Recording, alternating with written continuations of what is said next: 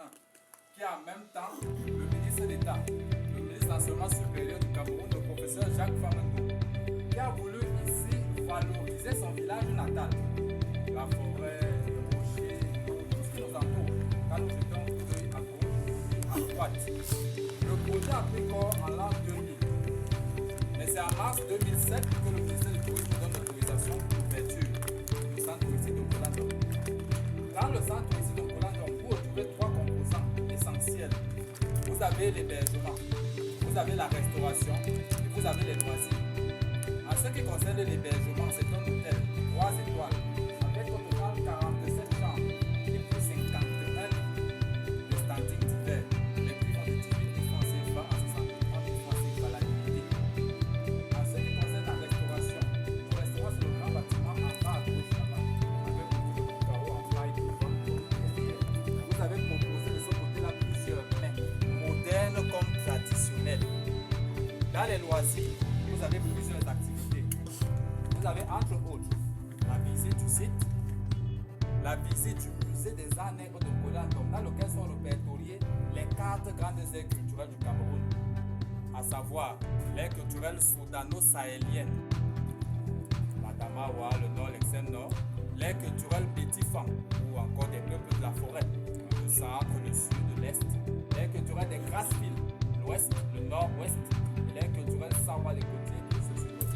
Ces 4 grandes aires sont représentées ici des années. Comme autre activité, vous avez la balade en pirogue, vous avez la piscine, vous avez le pique-nique et l'équitation. Voilà les quelques activités pour le moment que le centre touristique de Kolandom offre. Nous avons une idée de la signification de Kolandom. Kolandom signifie la colline de l'élégance. À langue locale, que vous soyez au centre, c'est montagne, c'est mont. Maintenant, Andom, c'est l'arbre dont l'écorce sert à fabriquer les vêtements traditionnels des peuples de la forêt. Le vêtement, on l'appelle communément Ogo. Quand on porte le on se peut être beau, on se peut être chaud, on se peut être élégant. L'on dit aussi en langue locale Andoman Undoman pour signifier qu'on est beau, on est chaud, on est charismatique. Les deux font Kolandoman Unkondoman, la colline de l'élégance. Et une question, s'il vous plaît. On voit la chefferie en forme d'éléphant. C'est quoi la signification de l'éléphant dans cette culture?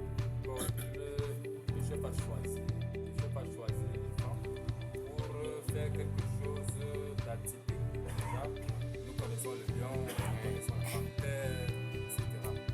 Il a voulu sortir des sentiers. Il a voulu aussi redonner à l'éléphant sa véritable place dans la forêt.